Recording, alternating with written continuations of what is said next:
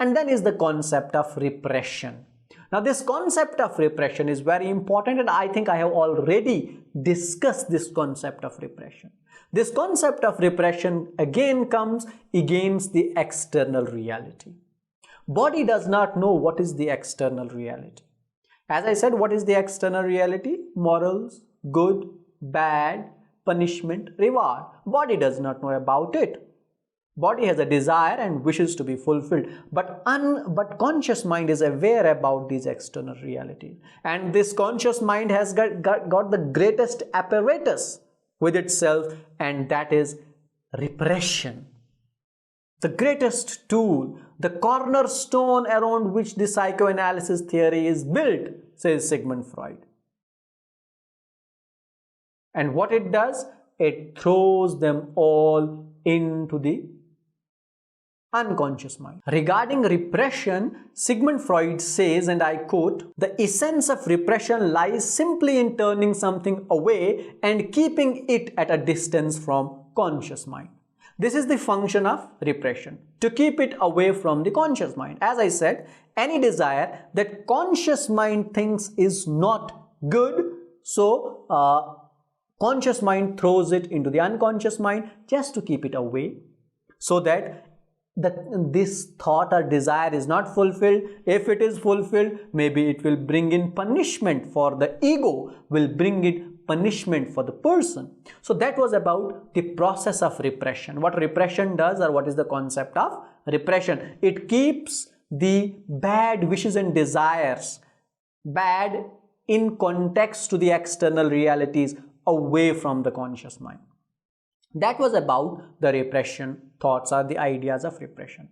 Now there is another important aspect which we told you at the beginning of this lecture that we will discuss, is the implication of the sexual desires. Now when it comes to Sigmund Freud, his basic argument is about sexuality, is about sexual desires, because he thinks one of the desire that cannot be fulfilled easily or simply in this world is a sexual desire.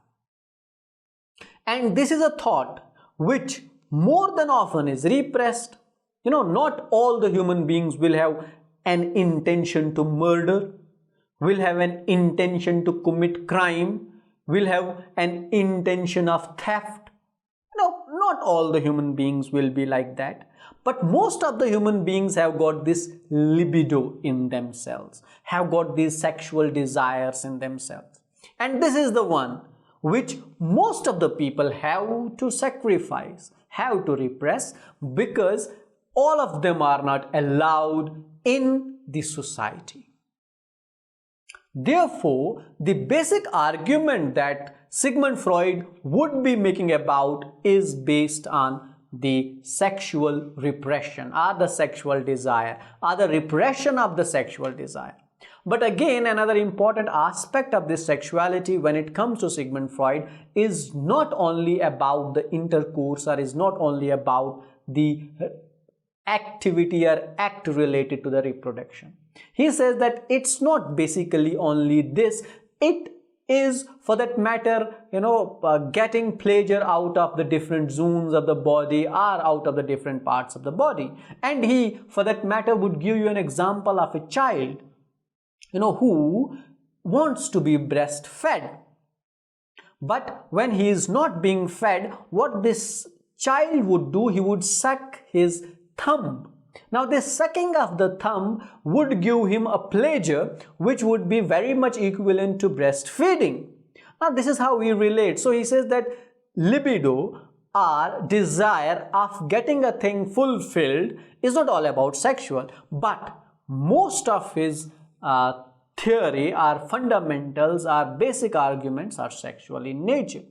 And in this regard, he comes up with two important concepts which I would be discussing here before I wind up, because I find that this lecture has become already very long. And those two important concepts are Oedipus complex and Electra complex. Now when he talks about Oedipus complex and Electra complex, which later would become a target many feminist critics for that matter. Helen Cicero would be criticizing Sigmund Freud about his concept of castration or about his concept of Electra complex. Now, to discuss these concepts briefly here, Oedipus complex is based on the fundamental that a baby boy or a boy is more attracted towards his mother rather than his father.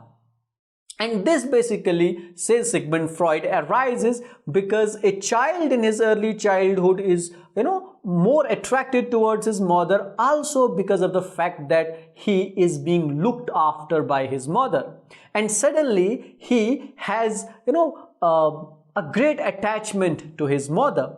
But when it comes to the baby, who according to Sigmund Freud does not lack a penis, so he is a male, so he would attach himself more with he will compare himself more with father, and he thinks that his father is a rival for his love towards his mother, and he even gets the instinct of killing his father. Now, this idea that a son is more attracted towards mother, in short, means Oedipus complex. And when it comes to the Electra complex, this Electra complex is a girl child having more attraction towards the father.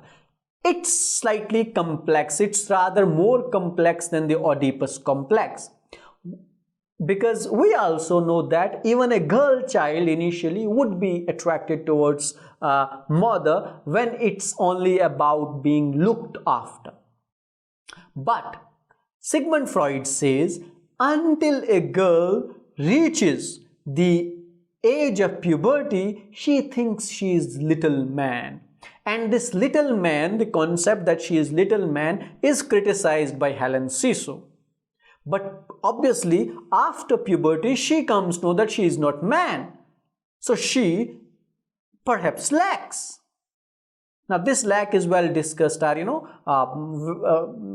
Cicero in her, theories would tell Sigmund Freud that female don't lack anything. But here Sigmund Freud said that psychology is developed in such a manner that this girl who was up to this point thinking that she is little man, thinks that she is not man. Perhaps she is an imperfect man. She perhaps is castrated. She lacks. And she thinks, says Sigmund Freud, that she lacks something not because of her father, but because of the failure of her mother to protect her. So Sigmund Freud says and makes this Electra complex more complex in nature by telling that the female child would be blaming her mother for her castration, for her lack, in the fact that she failed to take care of her.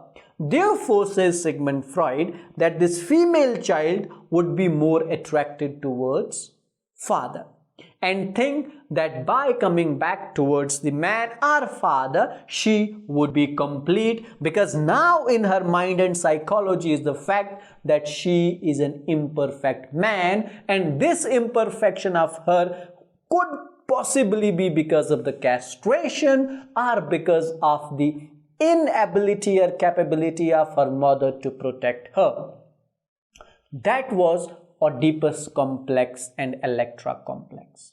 Now, these were some of the topics or basic concepts of Sigmund Freud, which are not enough. There are many other concepts which we have to discuss. For example, the interpretation of the dreams and the transference, which we will deal with in other lecture.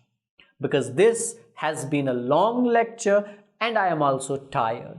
But what we discussed today was the model of the psyche, we discussed the concept of the repression, and we discussed the significance of sexuality or sexual repression in Sigmund Freud.